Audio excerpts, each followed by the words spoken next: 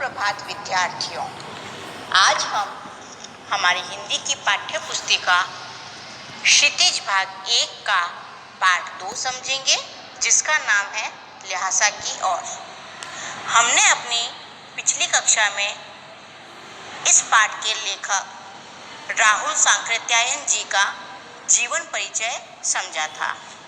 तो आइए आज हम इस पाठ को समझते हैं। ल्हासा अर्थात यह तिब्बत की राजधानी है, अर्थात कैपिटल। तो इस पाठ में लेखक हमें उनकी प्रथम तिब्बत की यात्रा से समझाते हुए वहाँ का वातावरण का वर्णन बताते हैं। उन्होंने 1929-30 में नेपाल के रास्ते यह यात्रा की थी। उस समय भारतीयों को तिब्बत यात्रा की अनुमति न होने के कारण लेखक ने यह यात्रा भिखमंगे के छद्म वेश में की थी। छद्म अर्थात बनाया हुआ वेश। उन्होंने भिखमंगे का वेश धारण किया था। ल्हासा की ओर जाने वाले रास्ते का रोचक वर्णन इस पाठ में लेखक ने किया है। इससे तिब्बती समाज के बारे में अनेक जानकारियाँ मिलती है। यह व्यापारिक तथा सैनिक रास्ता था। इस पर जगह जगह फौजी चौकियाँ और किले बने हुए थे, जिसमें चीनी सेना रहती थी। कुछ किलों में किसानों ने अपना डेरा जमा लिया था। तिब्बत के यात्रियों में कुछ अच्छी बातें भी थी और कुछ तकलीफ़ें देने वाली भी थी। जैसे यहाँ जाति पाति, छुआछूत, पर्दा प्रथा जैसी कुप्रथाएं नहीं थी। लोग अपने घरों को खुला रखते थे। यहाँ की बहुएं और उनकी सासें यात्रियों को या अपरिचित लोगों को भी चाय बनाकर देती थी। यदि यात्रियों को कुछ संदेह हो तो वह स्वयं चाय बनाकर भी वहाँ पी सकता था। लेखक ने चाय पी और वहाँ से निकल पड़े और रास्ते में आने वाले राहदारी को जो उन्हें देना था उन्हें दिया। राहदारी कहलाते हैं जो कि रास्ते में कर वसूल करते हैं। आखिरी गांव में उन्हें उनके मित्र सुमति के जान पहचान वाले लोग मिल गए। इस कारण लेखक को ठहरने की अच्छी जगह मिल गई। जब वो वहाँ पहुँचे तो वहाँ पे उनके मित्र थे सुमति, उनके जान पहचान वाले मिल गए, जिसके कारण उन्हें ठहरने के लिए अच्छी जगह भी मिल गई थी।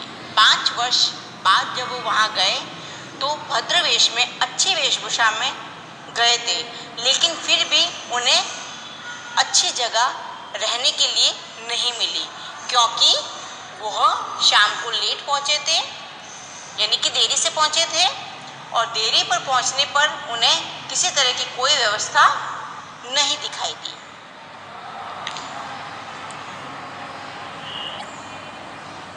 वहाँ से 16-17 हजार फीट ऊंचाई पर स्थित डांडे सबसे खतरनाक जगह थी। इनके आसपास न तो कोई गांव था न कोई और जगह।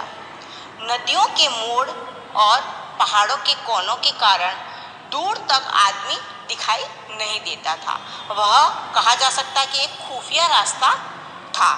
लोगों के लिए वह चिंताजनक भी था, क्योंकि वहाँ डाकुओं का बसेरा था। वहाँ ज़्यादातर लोग डाकू रहते थे और वह अपने आप को सुरक्षित महसूस करते थे, क्योंकि वहाँ पर कोई आता जाता नहीं था। इसी कारण डाकुओं ने उस स्थान को अपना बना लिया था। वहीं डेरा डाले हुए वहाँ बैठे रहते थे। वहाँ से आने जाने वाले लोगों को वह मारते और उसके बाद में उनको लूटते थे। लेखक और उनके साथी भिखमंगों के वेश में थे, इसलिए उनके जान का या लुटने का कोई खतरा महसूस नहीं किया। इसी तरह लेखक ने वहाँ के मनोरम दृश्य का आनंद लेते हुए वहाँ का वर्णन किया है कि वहाँ दोनों ओर पहाड़ थे, कुछ बर्फ थी और कुछ जगह पर बर्फ नहीं थी, तो वहाँ हरियाली थी। सबसे ऊंचे स्थान पर देव स्थान भी था। कुछ दूरी उन्होंने ऐसे ही तय की, फिर उन्हें लगा कि अब हम ऐसे रास्ता तय नहीं कर सकते। तब उन्होंने और उनके मित्र सुमति ने घोड़े लिए और घोड़े पर सवारी की। थोड़ी दूरी पर जाने पर वह एक दूसरे से बिछड़ गए, क्योंकि लेखक का जो घोड़ा था वह बहुत ही सुस्त था। इसी कारण वह रास्ता भी भटक गए थे। फिर पुनः सही रास्ता पकड़कर वह अपने गंतव्य तक पहुंच गए। वहाँ सुमति उनका इंतजार कर रहा था। वह गुस्से भी हुआ, लेकिन लेखक ने सारी बात उन्हें बता दी, जिससे उनका गुस्सा शांत हो गया। वहाँ तिब्बत की जो जमीन थी वह जागीरदारों में बटी हुई थी और जिनका ज़्यादा हिस्सा मठों के पास था। जागीरदार मजदूरों से वहाँ खेती की देखभाल करने के लिए कुछ भिक्षु भेजे जाते थे, जो राजा से कम नहीं होते थे। वहाँ एक सुंदर मंदिर भी था। उसमें कंजूर की हस्तलिखित 103 पोथियाँ रखी हुई थी। एक एक पोथी का वजन 15-15 सेर था।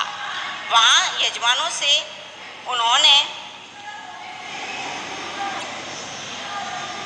विदाई ली और उसके बाद में भिक्षु नमसे से विदा लेकर वह अपने गंतव्य तक वापस आ गए।